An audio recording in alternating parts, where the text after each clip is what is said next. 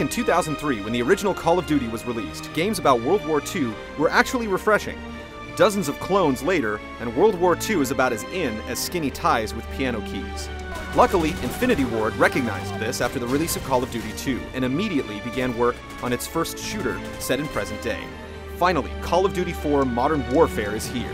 But is it just a looker or a keeper? Weapons free. Bridge secure.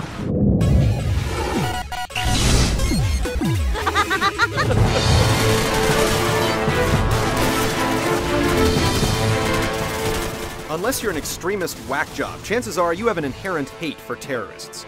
They do have a way of making it easy, and Call of Duty 4 pulls the anger strings quite well. Though it takes place all around the world, you'll spend a great deal of your time in dust-blown Arab countries where violence is an everyday fact of life. Perpetuating this brutality is al-Assad, who hopes to take over the Middle East by organizing a coup that'll divert the US and Great Britain's attention while his cohort, Zakhaev, tries to return Russia to a communist state. Both antagonists are easy to hate, and the game does a great job of exposing you to their detestable personas. The story is told through real-time cutscenes, on-the-fly interaction with characters that are possible to miss entirely, and briefings between missions. In typical Call of Duty form, you play from the perspective of more than one soldier. Eventually, some of their paths intersect, and not all of them make it through alive, yet the story fails to provide many twists. There's not much of a guessing game taking place here. Al-Assad and Zakhaev are bad dudes, and you have to take them out.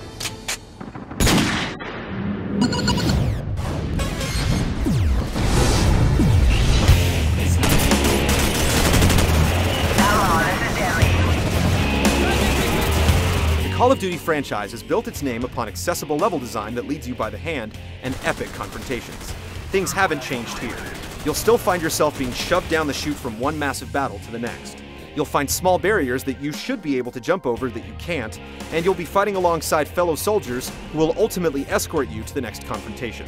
It certainly cuts down on the confusion, especially for novice players, but it can also limit your ability to flank the enemy or otherwise use advanced combat techniques. But if you're looking for monumental battles between scores of combatants, then you've come to the right place. Modern Warfare definitely opens up the size of the battlefield considerably, allowing for multiple vehicles to get involved, along with scores of foot soldiers. With bullets flying from every direction from dozens of soldiers, intensity is in no short supply. The game is broken up into around a dozen chapters, with each one taking 30 to 45 minutes to complete. When all is said and done, the single-player option is basically the same length as other games in the series. After you complete it, a score-based arcade option becomes unlocked, where you attempt to string together kills in hopes of ringing up combos. It's a nice bonus, especially when you consider the multiplayer options available. The original Call of Duty had a decent single-player mode, but what really made it a legend was its multiplayer. For quite some time, it was the de facto skill scale for PC enthusiasts, and that reputation ultimately propelled it to the industry juggernaut it is today. Call of Duty 4 is definitely a renaissance in this regard. Just as much care has been given to the multiplayer as the single player, resulting in an experience only rivaled by Halo 3. The most important addition has to be the perks. Perks are special abilities that you can give your character based upon how you want to play. If you're the infantry type, you can choose extra stopping power. If you're into stealth, choose to double the loadout of C4 and a UAV jammer to block enemy radar. And while you're at it, why not add our favorite perk of all, Martyrdom, which makes your character drop a live grenade upon dying for a nice surprise. You can choose 3 perks for each character, 1 from each of 3 categories. For the first time ever, you don't have to conform to the character classes the game is giving you. You have the freedom to create your own. At the risk of sounding like an infomercial, that's not all. Weapons upgrade as you use them, unlocking new attachments and camouflage.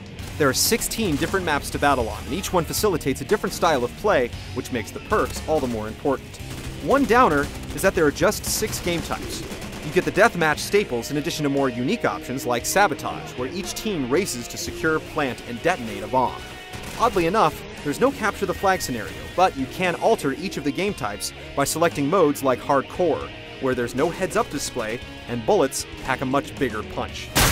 The other disappointment is the absence of any sort of controllable vehicle. You can call in airstrikes and helicopter attacks, but if you enjoy hopping in a troop transport with a bunch of friends and striking the enemy, you'll have to get your fix elsewhere.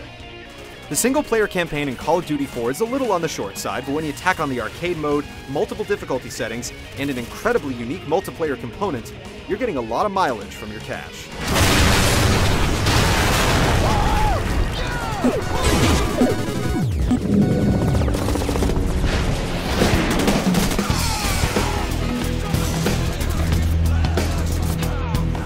A lot of Call of Duty vets cried foul when they heard the series was being brought into present day, but they can rest easy. Despite having new weapons, the game still plays very much the same. The key is still using the sights on your gun. If you're going to shoot from the hip, you might as well close your eyes while you're at it. By default, the game still includes the auto-lock targeting that allows you to go from one target to the next simply by releasing and repressing the shoulder button. It may seem like cheating, but any fan of the series knows that it's essential when you're taking on dozens of bad guys. Modern Warfare doesn't fall into the latest fads either. While just about every game has a cover system these days, COD4 still uses the old duck and lean mechanic. A big reason for this is the destructible cover. Stay behind some objects for too long and they'll eventually get blown to bits or explode. When you couple this with the ability for certain weapons to shoot through some materials, there are very few places to hide. You have to keep moving to survive.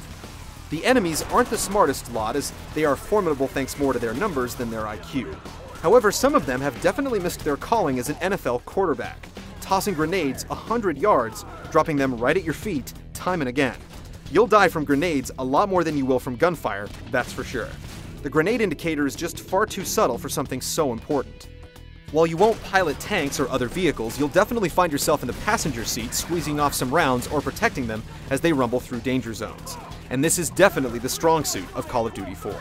Sure, there are the slogs through wave after wave of enemies, but peppered in between are bits of sniping, gunning from the seat of a chopper, blowing objectives, and much more. You're never doing one thing so long that it wears out its welcome. We are on AGs on rooftops.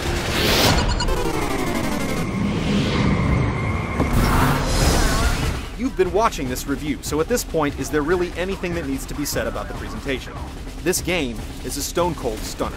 Who knew the Xbox 360 still had this much headroom left in it? The more you play, the more you notice the small details that make pretty games gorgeous. The lighting, particle effects, and geometry are the best we've seen this generation, and it all runs at a blazing 60 frames per second with no dips whatsoever. While the visuals in multiplayer are toned down a little, they still look better than the single-player visuals in most games. The audio is also strong, although we've noticed some anomalies with Digital 5.1. It appears that some of the sound mixing was done with the 6.1 system in mind, and therefore some sounds directly behind you get lost. But it's hard to notice when there's mortar fire going off all around you and your ears are ringing from tank fire. Gunner, you still in building at 1 o'clock! Second floor! We're a little disappointed that Call of Duty 4 Modern Warfare didn't stretch the boundaries of gameplay a little more in the single player, but fans will be ecstatic. It's absolutely relentless in its assault on the senses and never lets up until the last trigger has been squeezed. The multiplayer is even better, with perks and the weapon upgrades acting as a balance to the lack of vehicles. The authenticity on display here is to be commended, getting you as close as you can possibly be to something that far braver people experience, without the risk.